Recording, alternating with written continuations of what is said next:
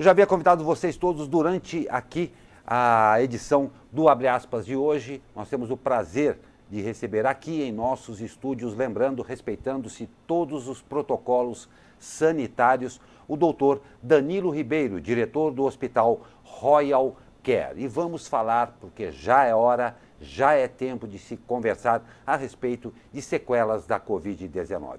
Doutor Danilo, eu dou o bom dia ao senhor e já gostaria de fazer aqui uma incisão nesse assunto, exatamente com uma observação, o senhor me perdoe, talvez não, com certeza muito leiga. Nós estamos aí já num segundo momento da Covid e partindo, talvez até, não queremos pensar nisso aí, para um terceiro momento.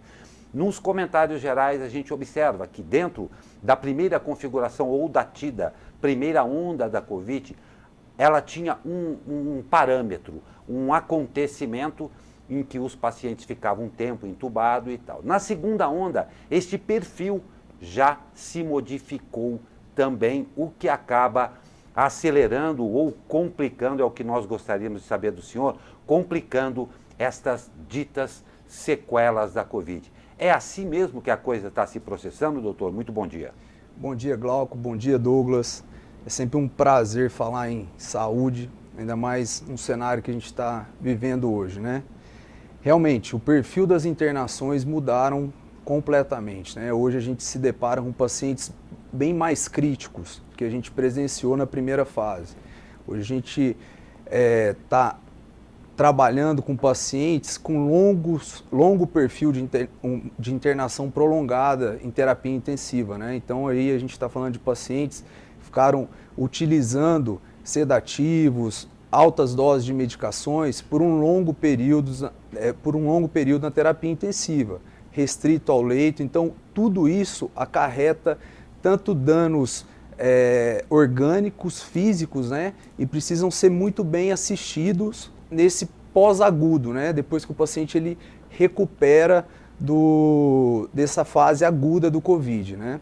Perfeito. Doutora, se num primeiro momento a gente falava de uma internação de 14, talvez 15 dias, agora já estamos falando, alguns médicos já falam em 30 dias. E quais implicações todo esse tempo internado numa unidade de tratamento intensivo pode gerar num paciente? A gente fala de 30 dias que o paciente às vezes está ali deitado de bruço. O que isso pode gerar aí, primeiramente, de sequelas iniciais para esse tipo de paciente?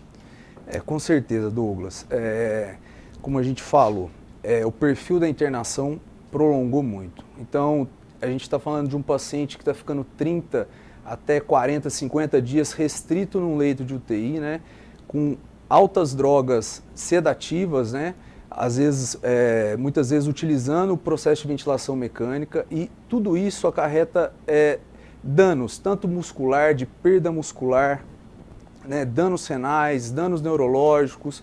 Então, quando a gente retira esse paciente tão logo da UTI, a gente precisa iniciar um processo de reabilitação individualizado para cada paciente.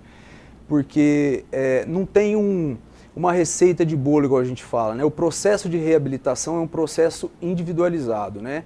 Em cima do grau de dependência que o paciente ele vai sair da UTI. Muitas vezes essas internações na UTI, o paciente ele acaba recebendo alguns dispositivos, né? Desde sonda nasogástrica para suprir o aporte nutricional, acessos, sondas. Então tudo isso, todo esse suporte de desmame de dispositivo tem que ser realizado de maneira individualizada por toda uma equipe interdisciplinar, focado na reabilitação desse paciente, né? Perfeito, muito bacana a gente ter ciência disso, porque num primeiro momento de Covid a gente falava de sequelas como, por exemplo, só a perda do olfato ou do paladar após a Covid, e agora já estamos tendo sequelas mais graves por diferentes usos de medicamentos, por muito tempo de internação. E a gente estava comentando aqui antes da nossa entrevista, falando sobre as diferenças de tratamentos, vamos falar também sobre essa novidade que vocês têm no Hospital Royal Care, que é essa diferença de tratamento, que é a saída do paciente da UTI para essa unidade de tratamento que não é intensiva, mas tem aí um ponto de transição. É por aí mesmo? O pessoal está saindo da UTI, indo para esse tratamento de transição, tentando diminuir essas sequelas?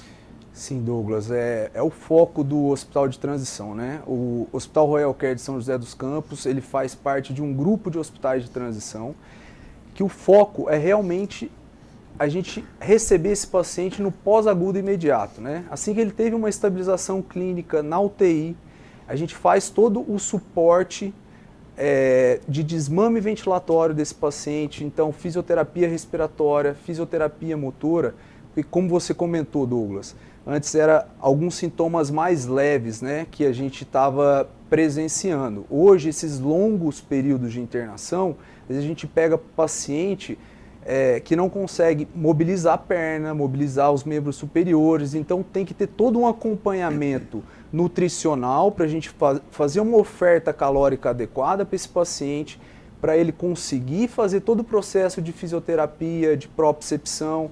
Então, no hospital, ele é focado com salas de reabilitação, desde sala de pilates, salas que vão estimular esse paciente a voltar a ter a marcha como ele tinha antes, e além de todo o suporte psicológico e clínico que um paciente precisa, né? Perfeito. Então esse atendimento multidisciplinar, ele acontece aí com uma equipe de vários médicos em várias áreas, porque a gente está vendo, por exemplo, alguns casos de sequelas neurológicas, outras de sequelas motoras. Então, para cada tipo de paciente tem um tratamento diferente, é mais ou menos por aí? Com certeza. O foco do hospital de transição é tratar cada paciente de forma individualizada. Nesse processo pós-Covid, a gente está vendo uma grande importância, ainda mais, da equipe interdisciplinar, né? Então, pacientes que ficaram longos períodos entubados, precisa de um apoio da fonoaudióloga para fazer eletroestimulação, fortalecer a musculatura da deglutição para esse paciente ele voltar a se alimentar pela boca, né? Pacientes que às vezes ficaram longos períodos em ventilação mecânica, precisaram fazer aquela traqueostomia, então a gente tem todo o processo para decanular e fechar aquele buraquinho da traqueostomia.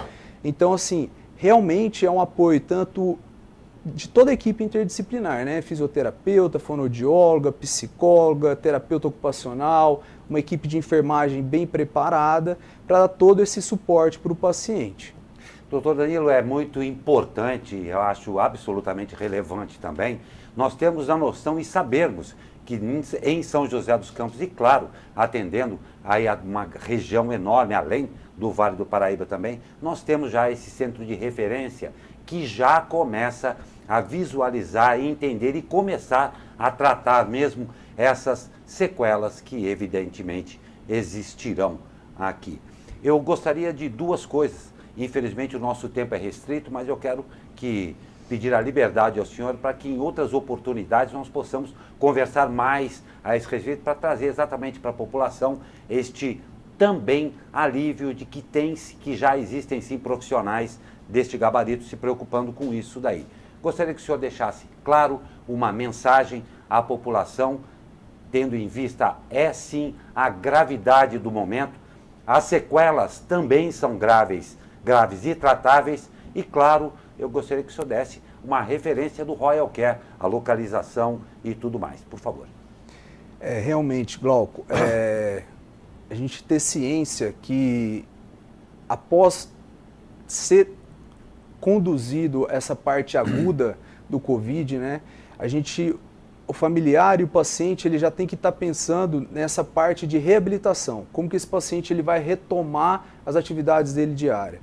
Então o o tempo de reabilitação ele tem que ser logo após o paciente ele sai da fase crítica. Então, quanto antes ele iniciar o processo de reabilitação, a curva de retomada de ganho dele é bem maior. Então é onde os hospitais de transição e o Hospital Royal Care atua na linha de cuidado desse paciente. Aqui no Vale do Paraíba, nós somos o primeiro hospital de transição. A gente fica localizado na rua Itajaí, número 50, aqui no Jardim Aquários. Qualquer dúvida, entre em contato nas nossas redes sociais, nos nossos telefones, que teremos uma equipe para receber e tirar todas as dúvidas de vocês. Pois é, doutor, eu ouso dizer que quem sabe estamos aí, sei que as coisas estão difíceis, mas já num novo momento, num novo normal muito melhor.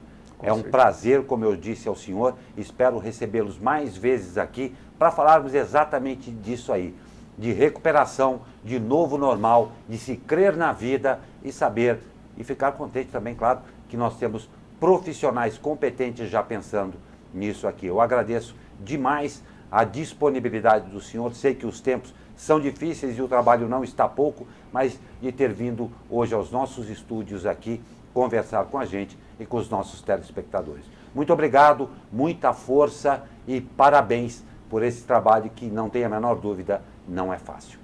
Muito obrigado.